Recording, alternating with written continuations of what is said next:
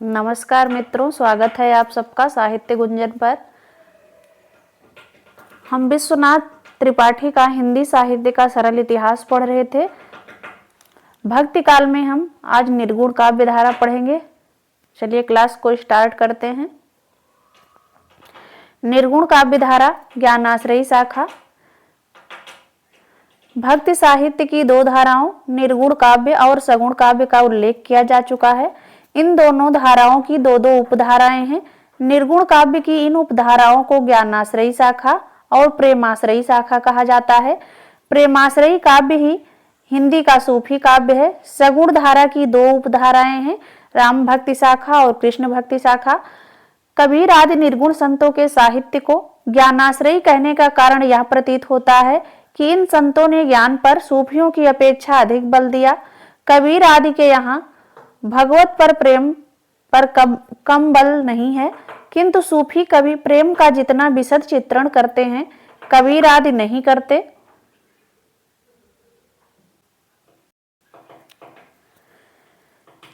कबीर का जन्म 1398 ईस्वी, मृत्यु 1518 ईस्वी माना जाता है। इनके जन्म और माता पिता को लेकर बहुत विवाद है, लेकिन यह स्पष्ट है कि कबीर जुलाहा थे, क्योंकि उन्होंने अपने को कविता में अनेक बार जुलाहा कहा है। कहा जाता है कि वे विधवा ब्राह्मणी के पुत्र थे, जिसे लोकोपवाद के भय से जन्मते ही काशी के लहरतारा ताल के पास फेंक दिया गया। अली या नीरू नीमा नामक जुलाहे बच्चे को अपने यहाँ उठा लाया। इस प्रकार कबीर ब्राह्मणी के पेट से पैदा हुए थे, लेकिन उसका पालन पोषण जुलाहे के यहाँ हुआ। बाद में वे जुलाहा ही प्रसिद्ध हुए। कबीर की मृत्यु के बारे में भी कहा जाता है कि हिंदू उनके शव को जलाना चाहते थे और मुसलमान दफनाना। इस पर विवाद हुआ, किंतु पाया गया कि कबीर का शव अंतर्धान हो गया। वहाँ कुछ फूल पड़े मिले, उनमें से कुछ फूलों को हिंदुओं ने अग्नि के हवाले किया, कुछ फूलों को मुसलमानों ने जमीन में दफना दिया। कबीर की मृत्यु मगहर जिला बस्ती में सन 1518 ईस्वी में हुई।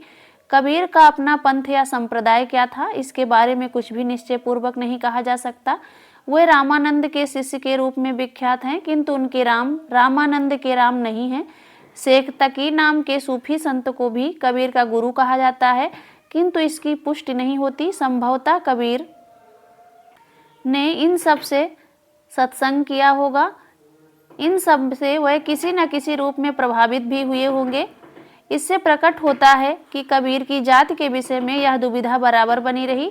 इसका कारण उनके व्यक्तित्व, उनकी साधना और काव्य में कुछ ऐसी विशेषताएं हैं जो हिंदू या मुसलमान कहने भर से प्रकट नहीं होती। उनका व्यक्तित्व दोनों में से किसी एक में नहीं समाता। उसकी जाति के विषय में आचार्य हजारी प्रसाद द्विवेदी ने अपनी पुस्तक कबीर में प्राचीन उल्लेखों, कबीर की रचनाओं, प्रथाओं, वयनजीवी बुनकर जातियों की रीति रिवाजों का विश्लेषण करके दिखाया है कि आज की वयनजीवी जातियों में से अधिकांश किसी समय ब्राह्मण श्रेष्ठता को स्वीकार नहीं करती थी। जोगी नामक आश्रम भ्रष्ट घर बारियों की एक जाति सारे उत्तर और पूर्व भारत में फैली थी। ये नाथपंथी थे, कपड़ा बुनकर और सूत काटकर या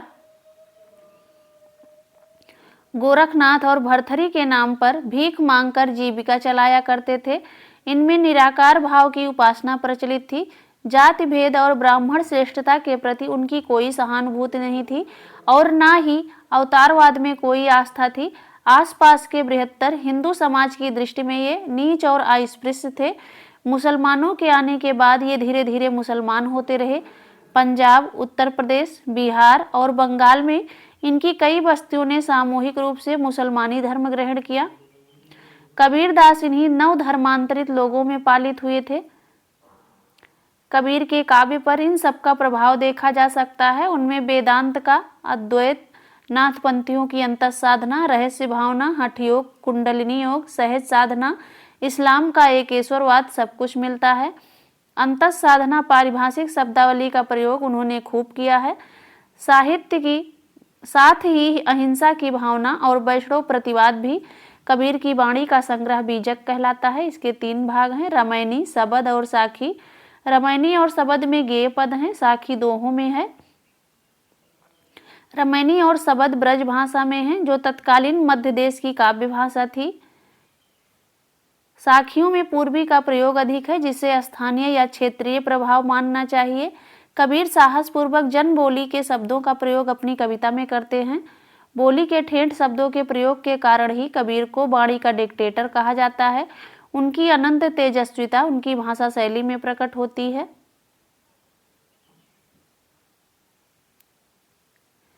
काजी पंडित मुल्ला को संबोधित करते हुए वे प्रायः तन जाते हैं। कहते हैं, पंडित कौन कुमत तोहि लागी, कस रे मुल्ला बांग नेवाजा। किंतु जन सामान्य को, हरिजन को संबोधित करते समय वे भाई या साधु जैसे शब्दों का प्रयोग करते हैं। कबीर तथा अन्य निर्गुण संतों की उलटबासियां प्रसिद्ध हैं। उलटबासियों का पूर्व रूप हमें सिद्धों की संध्या भाषा में मिलता है। उलटबासियां अंतत साधना अनुभूतियों को असामान्य प्रतीकों में प्रकट करती हैं। वे वर्णाश्रम व्यवस्था को मानने वाले संस्कारों को धक्का देती हैं। इन प्रतीकों का अर्थ खुलने पर ही उलटबासियां समझ में आती हैं। कबीर ने भक्तिपूर्व धार्मिक साधनाओं को आत्मसात अवश्य किया था, किंतु वे इन साधनाओं को भक्ति की भूमिका या तैयारी मात्र मानते थे। जीवन की सार्थकता वे भक्ति या भगवत विषय कृति में ही मानते थे। यद्यपि उनके राम निराकार हैं, तथापि वे मानवीय भावनाओं के अवलंबन हैं। इसलिए कबीर ने निराकार निर्गुण राम को भी अनेक प्रकार के मानवीय संबंधों में याद किया है। वे भरतार हैं, कबीर बहुरिया हैं, वे कबीर की माँ हैं। हरि जननी में बालक तोरा, वे कबीर के पिता भी हैं, जिनके साथ कबीर बाजार जाने की जिद करते हैं। कबीर भक्ति के बिना सारी साधनाओं को व्यर्थ और अनर्थक मानते हैं। इसी प्रेम एवं भक्ति के बल पर वे अपने युग के सारे मिथ्याचार, कर्मकांड, अमानवीयता, हिंसा पर पीड़ा को चुनौती देते हैं। उनके काव्य, उनके व्यक्तित्व और उनकी साधना में जो अक्खड़पन, निर्भीकता, दो टूकपन है, वह भी इसी महाराग के कारण है। वे पूर्व साधनाओं की पारिभाषिक शब्दावली को अपनाकर भी उसमें जो नई अर्थवत्ता भरते हैं, वह भी वस्तुतः प्रेम भक्ति की ही अर्थवत्ता है। कबीर अपने अनुभव, पर्यवेक्षण और बुद्धि को निर्णायक मानते हैं, शास्त्र को नहीं। इस दृष्टि से वे यथार्थ बोध के रचनाकार हैं। उनके यहाँ जो व्यंग्य की तीव्रता और धार है, वह भी कथनी करनी के अंतर को देख पाने की क्षमता के कारण है। अपने देखने या अनुभव को न झुठलाने के कारण ही वे परंपरा द्वारा दिए गए समाधान को अस्वीकार कर नए प्रश्न पूछते हैं। चलन चलन सब लोग कहत हैं, ना जानो बैकुंठ कहाँ, या ना जाने तेरा साहब कैसा है। कबीर बहुत गहरी मानवीयता और सहृदयता के कवि हैं। अक्खड़ता और निर्भयता उनके कवच हैं। उनमें मानवीय करुणा, निरीहता, जगत के सौंदर्य से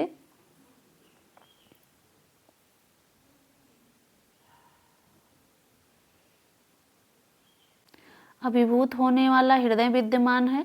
कबीर की एक और विशेषता है काल का तीव्र बोध। वे काल को सर्वग्रासी रूप में चित्रित करते हैं और भक्ति को उस काल से बचने का मार्ग बताते हैं।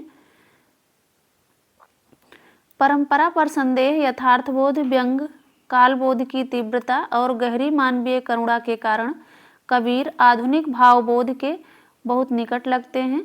किंतु कबीर में अंतः साधनात्मक रहस्य भावना भी है। राम में अनन्य भक्ति तो उनकी मूल भावभूमि है। नाद बिंदु, कुंडलिनी, खट चक्र भेदन आदि का बार बार वर्णन कबीर काव्य का अंतः साधनात्मक रहस्यवादी पक्ष है। कबीर में स्वाभाविक रहस्य भावना बड़े मार्मिक तौर पर व्यक्त की गई है। ऐसे अवसरों पर वह प्रायः जिज्ञासु होते हैं। कहो भैया अंबर कासो लागा। कबीर के जीवन में द्वंद्वात्मक पक्ष को समझ लेने की अद्भुत क्षमता थी। इस परस्पर विरोधिता को न समझने पर कबीर का मर्म नहीं खुलता। जिसे जीना कहा जाता है वह वस्तुतः जीवित रहने और मृत्यु की ओर निरंतर बढ़ते रहने की प्रक्रिया है। फिर भी लोग कुशल पूछते हैं और कुशल बताते हैं। लोग जीने का केवल एक पक्ष देखते हैं, दूसरा नहीं। कबीर इस पर व्यंग करते हैं और हंसते हैं। करुणा करते हुए कहते हैं, कुशल कुशल ही पूछते, कुशल रहा ना कोई, जरा मुई ना भय मुआ, कुशल कहाँ ते होए। कबीर विशाल गतिशील बिंब प्रस्तुत करते हुए आकाश और धरती को चक्की के दो पार्ट बताते हैं।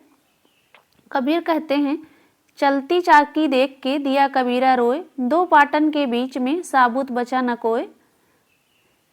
वे समाधि, सत्संग, गुरु उपदेश, हरिभजन आदि की सुखानुभूति का चित्रण उत्कृष्ट इंद्रिय बोधात्मक तीव्रता के साथ करते हैं।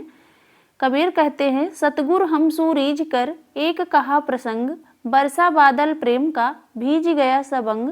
सतगुरु ने हम पर प्रसन्न होकर हमसे एक बात कही जिसमें प्रेम रूपी बादल की वर्षा हुई और मेरा सारा अंग भीग गया। कबीर सादृश्य विधान प्रायः अवर्ण जातियों के व्यवसाय के आधार पर खड़ा करते हैं। जुलाहा, माली, कुम्हार, लोहार, ब्याध, कलवर आदि के व्यवसायों का उपयोग वे प्रायः अलंकार योजना में करते हैं। ये प्रायः सभी कवियों में पाया जाता है।